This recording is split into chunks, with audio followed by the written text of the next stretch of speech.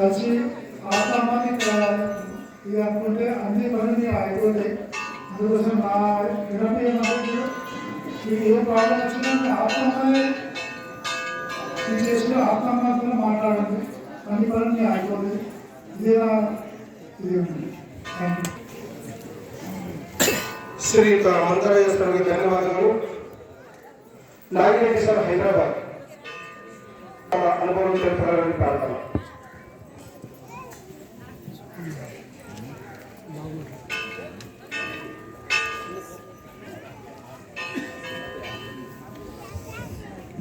गुरु ब्रह्मा गुरु विष्णु गुरुदेव महेश्वर सद्गुरु रूपरहित वीरधर्मద మాతాకి నా కోటి కోట పాదాభివందనములు. మరి శివయ్య నాయన గారికి నా పాదాభివందనములు. మరియు కమిటీ సభ్యులకు మన మాతాజీ భక్తులకి నా హృదయపూర్వక నమస్కారములు. నేను పుట్టినప్పటి నుంచి ఇక్కడ యానమందికి వస్తూ ఉంటాను అన్నమాట. ఈ పుట్టినప్పటి నుంచి నేను యానమందికి అమ్మ దగ్గరికి వస్తుంటాను. అయితే సాధారణంగా నేను ఎప్పుడు మైక్లో మాట్లాడలేదు, దయచేసి నేను తప్పకుండా క్షమించాలి. యాక్చువల్గా మాది వ్యవసాయ కుటుంబం అన్నమాట. మా నాన్నగారు చిన్నప్పుడే వ్యవసాయం మానేసి వ్యవసాయం చేసేవారు అనమాట. అయితే సిటీలో 3 ఎకరాల కన్నా ఎక్కువ చేసే ఉండమని చిన్నకి రూమ్ తీసుకుంది. అయితే అప్పుడు ఏమైందంటే మా నాన్న వ్యవసాయం చేసి ఇక అప్పుడప్పుడు అమ్మ దగ్గర చాలా సేవ చేసిండు. దాని తర్వాత మేము ఎప్పుడు అనేది ఈ వ్యాపారంలో మునిగి ఉంటుంది అనమాట ఎప్పుడు. అయితే నేను సాధారణంగా శివరాత్రి గురు పౌర్ణమి అప్పుడే వచ్చి దర్శనం చేసుకుని వెళ్ళేవాడిని. దర్శనం ఉందిరా నువ్వు వచ్చిపోవాలి అంటే అప్పుడు వచ్చిపోతుంది. కానీ నేను చాలా కోల్పోయాను, అమ్మని కోల్పోయినా నేను చాలా దురదృష్టం అనుకుంటున్నాను. అప్పుడు చాలా తర్వాత ఇక నేను వ్యాపారంలో నాకు లాస్ అయిపోయి మళ్ళీ మా ఆయన ఆరోగ్యం క్షీణించిపోయింది మొత్తం నాది. అయితే సగం రాత్రి నాకు అమ్మ తీసుకొచ్చిండు. అమ్మ తీసుకొచ్చాక అమ్మ ఏమన్నదంటే నాయన ఇక్కడ 40 రోజులు ప్రచారం చేయి, ఇక్కడ సేవ చేసుకో కొన్ని రోజులు అన్నది. దాని ప్రాణం పోయింది. ఇక మా భార్య పిల్లలు మా బామ్మ చూసిండు. దానికి ప్రతిఫలంగా జీతం తీసుకోపోవాలని అన్నాడు. నేను ఆశీర్వాదం కావాలంటే అప్పుడు ఏం చేసినంటే ఆశీర్వాదం ఫోటో ఇచ్చిందనమాట.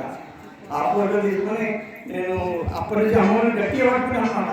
ఇక అప్పటి నుంచి నాకు ఏ కుదురు లేకుండా ఇప్పుడు వాళ్ళ దగ్గర 2 బస్ షాపులు ఉన్నాయి, ఒక షాప్ ఉంది, అమ్మరేట్లు ఒక బాబు అనేది షాప్ తీసుకుంటున్నాను అనమాట. అమ్మోళ్ళు ఏమంటారంటే నమ్మినోనే నిమ్మగా ఉంటాను అయినా అనమాట. నేను కూడా అదే రూపంగా పట్టుకొని ఉన్నాను. దయచేసి ఇక్కడ ఎన్నో షాపులు చాలా ఉంది, కానీ నేను ఎప్పుడు స్టేజ్ మీద మాట్లాడలేదు. మనం తప్పకుండా క్షమించాలి.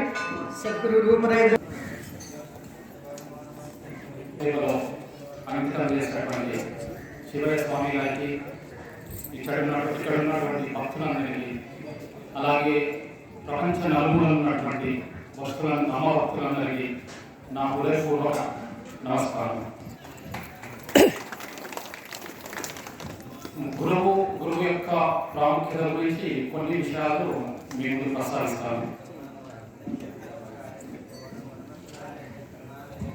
గురువు అంటే మార్గదర్శి, నిపుణుడు, ఉపాధ్యాయుడు, చీకట్లను పారద్రోలేవాడు, అజ్ఞాన నివర్తకుడు, దేశ శబ్దానికి ప్రకాశ రూపి, వేదమును బోధించేవాడు, మంత్రమును ఉపదేశించేవాడు, ధర్మమును బోధించేవాడు. గురువు అనే పదం చేయగలిగినది ప్రకాశరూపి అయిన గురువు ఒక్కడే. గురువు శిష్యునికి జీవిత విలువలను నేర్పించే బోధకుడు. సాహిత్య జ్ఞానంతో పాటు తన అనుభవ జ్ఞానాన్ని పంచేవాడు. స్ఫూర్తిదాయకమైన వ్యక్తి, ఆధ్యాత్మిక పరిణామంలో సహాయపడేవాడు. గురువు ఒక ఆధ్యాత్మిక మార్గదర్శి. తాను పొందిన సామర్థ్యాలను శిష్యుడు పొందడంలో సహాయం చేస్తారు. గురువు యొక్క ప్రాముఖ్యత. గురువు మేల్కొన్న భగవంతుడు శిష్యునిలో నిర్మిస్తున్న భగవంతుని మేల్కొల్పుతాడు. కరుణ మరియు లోతైన దర్శన శక్తి ద్వారా. అలాగే కీర్తిశిష్యులు మణిగ్రాములు గారు, వారితో పాటు వారి ఆధ్వర్యంలో నాకు గురుసేవ చేసే భాగ్యం కలిగినందుకు నా అదృష్టంగా భావిస్తూ, అలాగే మనందరము అమ్మ దిశానిర్దేశం చేసినటువంటి మార్గాన్ని అదే మార్గంలోనే పయనిద్దామని ఆకాంక్షిస్తూ సదా నమసేవలు హరి ఓం సద్గురు. అప్పటి నుంచి మన వంశము భగవంతుని కోరుకోవాలంటే భగవంతుని చేరుకోవాలంటే ఒకటే మార్గం ఉంటుంది, ఏంటంటే గురువు. అమ్మగారు చెప్పిన మాట కూడా ఇది, అయినా మీరు ఒక గురువుని ఎదుర్కొని, మంచి గురువుని ఎదుర్కొని గట్టిగా పట్టుకొని, మీరు గట్టిగా పట్టుకొని భగవంతుని చేరుకోవచ్చు. మనకు అందరికీ సంతోషం అంటే ఎక్కడ వస్తుంది చాలా మందికి తెలియదు. సంతోషం అంటే భగవంతుడినే ఉంటుంది సంతోషం. మనం ఎంతగానో భగవంతుల్లో నామ స్మరణం చేసి ఎంతగానో భగవంతుల్లో నీలం అయిపోతే ఆనందం అంత ఆనందం ఎక్కడ దొరుకుతుంది. ఉదాహరణ చెప్తున్నాం, మనకు ఒక ఆకలి అవుతుంది, మనకు గులాబీ అన్నీ అంటాం, మూడోది చాలా అంటాం, ఎక్కడైపోయింది ఆనందం అక్కడికే ఆగిపోయింది. అట్లా భగవంతుల్లో నీలం అయిపోయి భగవంతుడు ధ్యానం చేసి కూడా అమ్మగారు చెప్పిన మాటలను ఎప్పటికీ నడుచుకుంటూ పోతుంటే మన అమ్మగారు చెప్పినవి కూడా మనం 10 మందికి కూడా తెలిపాలి. 500 కోసం అమ్మగారు ప్రచారం చేయమంటది. ఆ మార్గాన్ని గురుదేవో మహేశ్వర గురు సాక్షాత్ పరబ్రహ్మ తస్మై శ్రీ రూపరహిత అహింసా యోగేశ్వరి వీరధర్మజ మాత పాదపద్మం ప్రణమిలుతూ నాకు శ్రీ అమ్మవారి ట్రస్ట్ అదే శివయ్య స్వామి గురుస్వామికి ఆలయ పద్మములకు కమిటీ సభ్యులు మరియు అమ్మవారి శిష్య బృందం, భక్తులు, 2 రాష్ట్రాల నుంచి వచ్చినటువంటి అమ్మవారి భక్తులందరికీ ప్రణామం. అమ్మవారి దర్శనం అనంతరం ఎన్నోసార్లు గురుపరి నేను ఈ శిల్పి పని చేస్తూ మా తండ్రి గారు ముత్యాలు ఇక్కడికి ఎన్నోసార్లు వేరే విషయంలో రావడం జరిగింది. అమ్మవారు ఆ సైడ్ ఉంటుంది, దర్గా వైపు ముస్లిం సోదరులు వస్తారు, ఇట్లా అమ్మవారు అక్కడ దర్శనం ఇస్తుంటుందని మా నాన్నగారు చెప్పారు.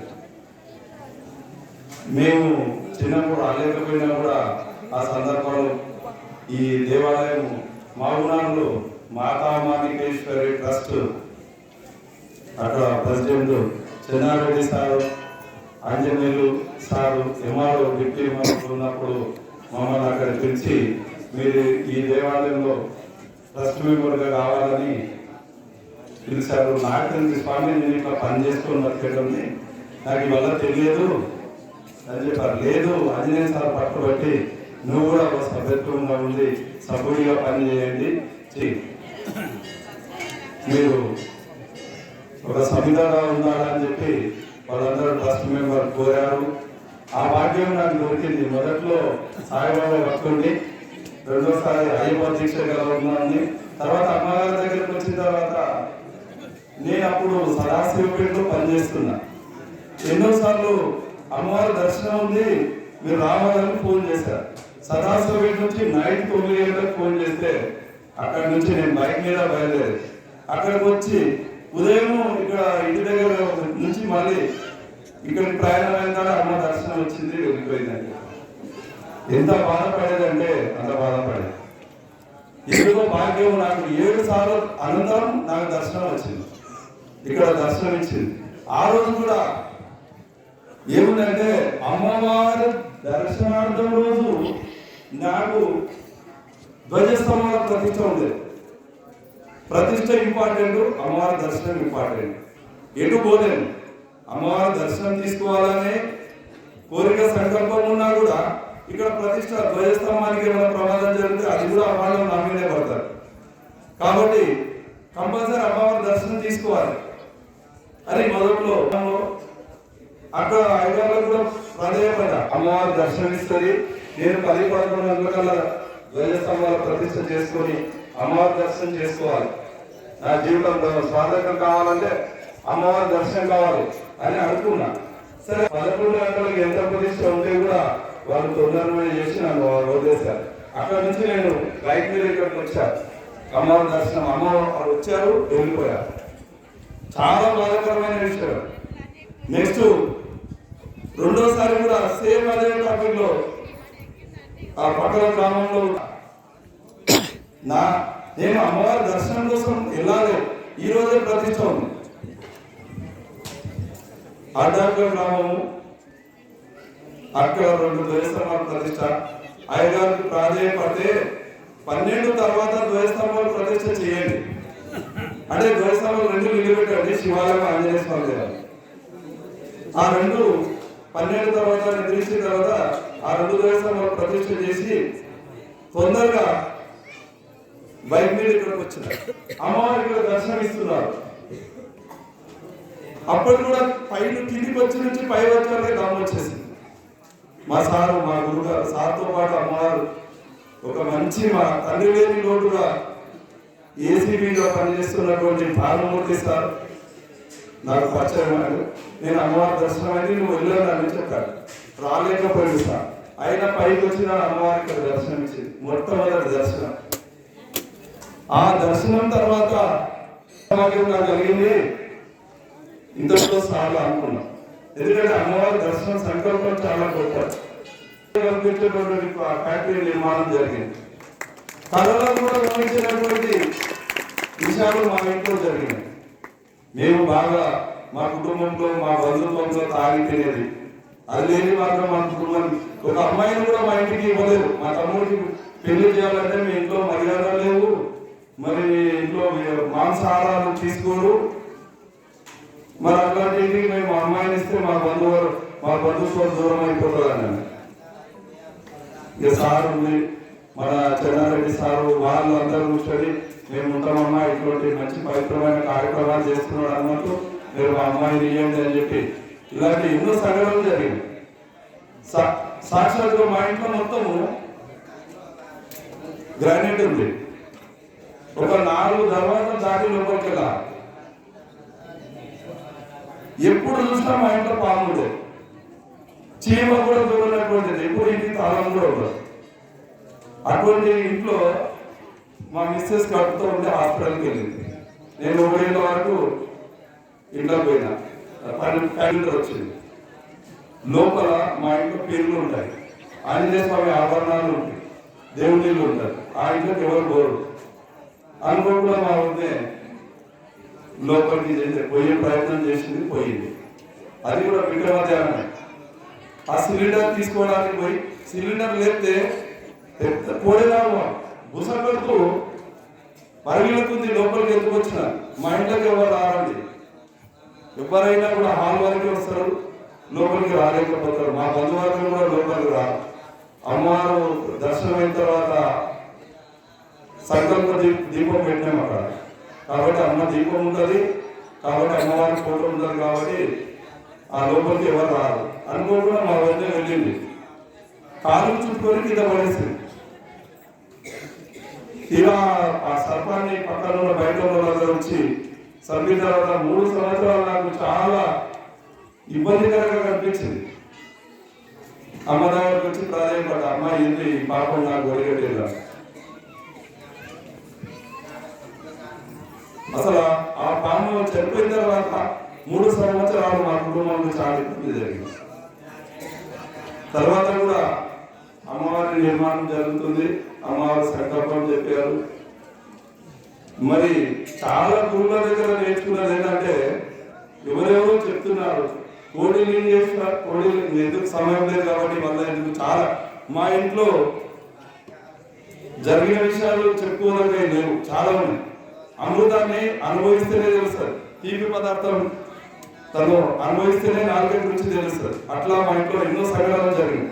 సాక్షాత్తు అమ్మ దగ్గరికి వచ్చినప్పుడల్లా ఏమైనా మీ కూతురు పెళ్లి చేయాలా అంటుంది. అమ్మవారి చిన్న పాప అమ్మ పెళ్లి చేయలేదు. లేదు నాయన అమ్మవారి వరకు ఆమె పెళ్లి మీ దగ్గరలో ఉన్న వాళ్ళకి ఇవ్వండి అని చెప్పారు. అమ్మ చెప్పినట్లు నేను చేసినండి. అమ్మ మాటకు ఈ రోజు వరకు నా ప్రాణం పోయినా సరే, తుది శ్వాస ఇచ్చినా సరే, అమ్మవారు ఏం చెప్పిందో అదే చేస్తా. అమ్మవారు ఏం చెప్పిండ్రో ఆ ప్రతి మాట, అమ్మవారు స్పీచ్ ఇచ్చిన ప్రతి నిమిషం ప్రతి క్షణం నా చెవులో ఉన్నాయండి. నేను ధ్యానం చేసి అవే కనిపిస్తాయి, అవే మాటలు నాకు, అవే మాటలు వింటా. నేను మిగతాది నాకు అక్కర్లేదంట. ఎవ్వరు ఎన్ని అపనిందలు చేసినా, ఎన్ని చేసినా, ఏం చేసినా నేను పుట్టింది అమ్మ కోసం అనిపిస్తాను. జన్మ సార్థకమైంది. అమ్మవారి దర్శనం మామూలు విషయం కాదు. నేను ప్రతి పౌర్ణమికి ఫ్యాక్టరీలో ఇట్లా హారతిస్తే పౌర్ణమి రోజు బయటకు వస్తే ఇక్కడ పనిచేసే అంజనేయులు కూడా ఉన్నారు. చిన్న పిల్లలు వచ్చేది ఆ ప్రసాదం కోసం వస్తే అమ్మవారు పరిగెత్తి ఇట్లా ఆడారు. ప్రతి పౌర్ణమికి 3 సంవత్సరాలు మేము మా ఇంట్లో పాములు చూసినాం. ఇప్పటికీ ఉండదండి. ఎంతో ఇది చేస్తున్న పాములు ఉంటాయి. అమ్మవారే మా ఇంట్లో ఉన్నారు. ఇక్కడ రావాల్సిన అవసరం కూడా నాకు లేదు. మా ఇంట్లోనే ఉన్నారు, మా దగ్గర ఉన్నారు అమ్మవారు. ఆ అనుభవం నాకు అమ్మవారి దగ్గర. ఇదంతా అయితే ప్రతి ఒక్కరు కామెంట్ చాలా చేస్తున్నారు. ఎన్నో హాస్పిటల్ కట్టేయచ్చు కదా, మరి కాలేజీలు కట్టేయచ్చు కదా, పిల్లలు తీసేయచ్చు కదా. ఈ కోటి లింగాలు ఎందుకోసం చేస్తున్నారు, ఇంత డబ్బు ఎందుకు ఖర్చు పెడుతున్నారు అని ఈ ప్రశ్న కూడా చాలా మంది చేశారు. ఇప్పుడు కూడా ప్రతి మనిషిలో సందేహం ఉండొచ్చు. కానీ పరమేశ్వరుడు కోటి లింగాలు అంటే కోటి కుటుంబాలు ఒక్కొక్క లింగం ఈ రోజు పెడతారు. కానీ ఇంటికి పోయిన తర్వాత కూడా ఏమనిపిస్తుంది అంటే మాంసం తినొచ్చు అనుకుంటారు. కానీ వాళ్ళ జన్మంలో రాబోయే రోజుల కన్నా మారుతారు. నేను ఒక్కరి మారిన, ఇప్పుడు మా కుటుంబం మొత్తం మారి. నేను ఫ్యాక్టరీ వేసుకున్న, ఆస్తులు సంపాదించిన, అంతస్తులు సంపాదించిన నాకు లేదు. నా పిల్లలు ఎలాంటి వాసన కూడా తీసుకోరు, హాస్టల్లో కూడా తినరు. అది నా సంపాదన చాలు. చిన్నపిల్లలు మంచి ఆహారం తీసుకుంటారు. ఇంతకన్నా మాకు అక్కర్లేదు. డబ్బే ముఖ్యం కాదు. మధుమాంసాలు చేయించకుండా ఉండి మంచి భోజనాన్ని మనం తీసుకున్నాం. భగవంతుడు ఇచ్చిన ఆహారాన్ని మనం తీసుకున్నాం. అది చాలు మనం. ఈ కోటిలింగ ప్రాజెక్టులో విశిష్టత ఏంటంటే ఈ క్షేత్రం రాబోయే తరాలకు పరమేశ్వరుడు నిజంగా ఇక్కడికి వస్తాడు. సాక్షాత్తు అమ్మవారు జగజ్జనని ఇక్కడ తపస్సు చేసిన స్థలం. ఇటువంటి స్థలము కర్ణాటక ప్రభుత్వంలో, ఆంధ్రప్రదేశ్ 2 తెలంగాణ రాష్ట్రం 2 రాష్ట్రాల మధ్యలో ఉన్నదంటే ఈ 2 రాష్ట్రాల ప్రజలు పుణ్యం చేసుకొని పుట్టినట్లే.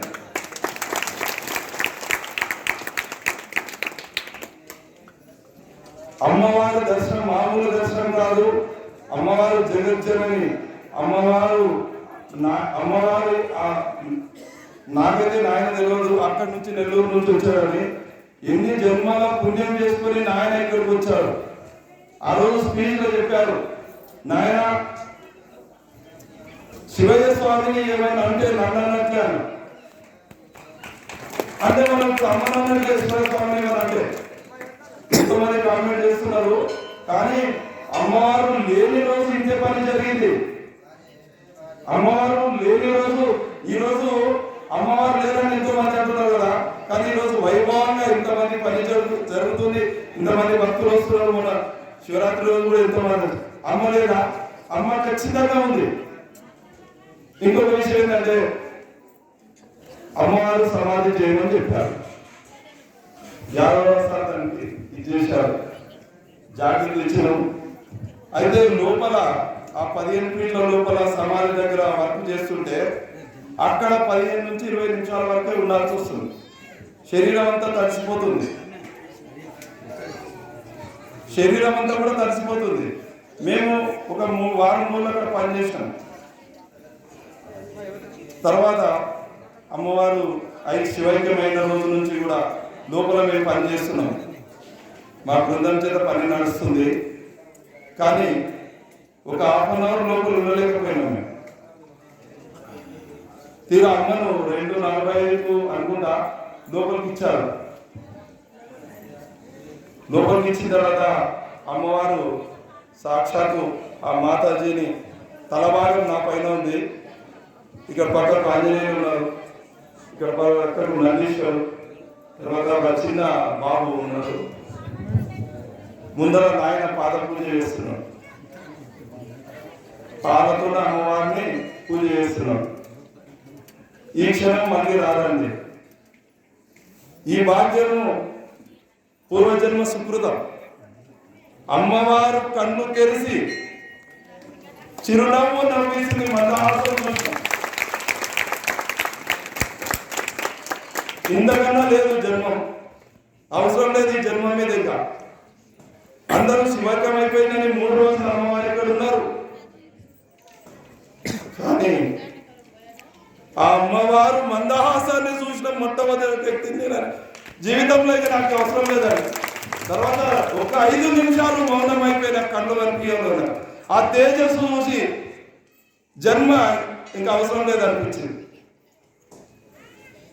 తర్వాత నాయన చూసి, నాయన మేము ఈ నలుగురం చూసిన తర్వాత నందీశ్వరం కింది పోయిన అధ్యక్షరంలో పైకి వచ్చింది స్వామి అమ్మవారు. ఒక 5 నిమిషాలు అమ్మవారు కన్ను తెరిచి ఆ మందహాసంతో నాయనను చూసింది. ఈ రోజు వరకు నేను అవే నా దర్శనం అంటే అదే. ఇంకా నాకు అక్కర్లేదు, ఫోటో అక్కర్లేదు, పూజ అక్కర్లేదు. ధ్యానంలో కూర్చుంటే అమ్మవారు కూర్చున్న నవ్వు కనిపిస్తుంది, ఆ కళ్ళ తేజస్సు కనిపిస్తుంది, ఆ వజ్రంలో లేనటువంటి కాంతి నా పైన కనిపిస్తుంది. ఇంతకంటే ఇంకేం కావాలండి అమ్మవారు ఉన్నారు కదా. అమ్మవారు ఉన్నారా లేదా? సాక్షాత్తు జగజ్జనని ఇక్కడ ఉంది. దర్శనం ఉంది, మన ఇంట్లోనే ఉంది, మన దగ్గరనే ఉంది. ఎక్కడ పోవాల్సిన అవసరం లేదు. ఆ అనుభూతి, ఆ అనుభవజ్ఞం, అమ్మ చెప్పిన వాక్కులు, అమ్మ చెప్పిన వేదాలు, అమ్మ చెప్పిన మాటలు, ఆ పదాలు ఎప్పుడు కూడా నిరంతరం పండుకుంటే కళ్ళు మూసుకుంటే ఆ చెవులో వినిపిస్తుంది. అది చాలు. గురువుకు శిష్యుడికి ఉన్నటువంటి సంబంధం తల్లి కొడుకులకు ఉన్నట్టు. అప్పుడు అనిపించింది, స్వామి నేను ఆ పూజ మా దగ్గర పనిచేసి ఆస్తులు అంతస్తులు కాదండి, ఇలాంటివి చూడండి, ఈ తేజస్సుని చూడండి, అమ్మవారు నిరంతరం అట్లా అనుకుని ఈ కోటి లింగాల పని జీవితంలో పూర్తి చేయాలని ఆయన ఇలాగో నాగా జీవితం. ఆ రోజు అమ్మ మీద ఇట్లా ప్రమాణం చేశాం, అందరం కూడా చేశాం. కోటిలింగేశ్వర క్షేత్రం అమ్మ చివరి కోరిక. మరి ఆ కోరికను మనము స్వార్థకం చేయాలంటే తలా వంతు సహాయం చేయాలి, ఏదో రకంగా పని చేయాలి. 2017 నాడు అమ్మ ఈ కోటిలింగేశ్వర ప్రాజెక్టు నాకెందుకు అప్పచెప్పింది. ఎంతో మంది మహనీయులు ఉన్నారు, సభ్యులు ఉన్నారు, కాంట్రాక్టర్లు ఉన్నారు. ఇంత పెద్ద ప్రాజెక్టు నాకు అప్పచెప్తున్నా అంటే నాయన ఇట్లా చేసి అమ్మవారు ఫస్ట్ సహస్రాలింగం పెడితే ఆ తర్వాత ఆశీర్వాదంతో ముందరికి వెళ్దాం అనుకున్నాం. ఉగాది రోజు రాత్రి 9 గంటల వరకు అమ్మ వస్తుందని ఎవరికి తెలియదు. 9 గంటల తర్వాతనే ఆ వార్త వచ్చినాక అమ్మవారు వస్తున్నారంటే ఎమ్మడే ఇంత పబ్లిక్ వచ్చారు, అమ్మవారి దర్శనం ఇచ్చి ఉంగరం పెట్టినాము. అమ్మవారి సంస్కారంతో అదే ఉంగరము ఇలాగే పెట్టిన. సార్ వాళ్ళ తండ్రితోనే అమ్మ చెప్పింది, సరాబ్ కృష్ణ సార్తోన మంచి ఉంగరం చెప్పి నాయన. ఇలాంటి ఎన్నో అమ్మ మా ఇంట్లో ఎన్నో చేసింది, ఎన్నో జన్మల పుణ్యం అంటూ ఇదైనా. నిజం చెప్పాలంటే మా కూతురు విషయంలో కూడా డాక్టర్లకు సంబంధించినటువంటి వాళ్ళు కూడా మిరాకిల్ జరిగింది. ఎవ్వరు కూడా మీ కూతురు బతకదని చెప్పారు.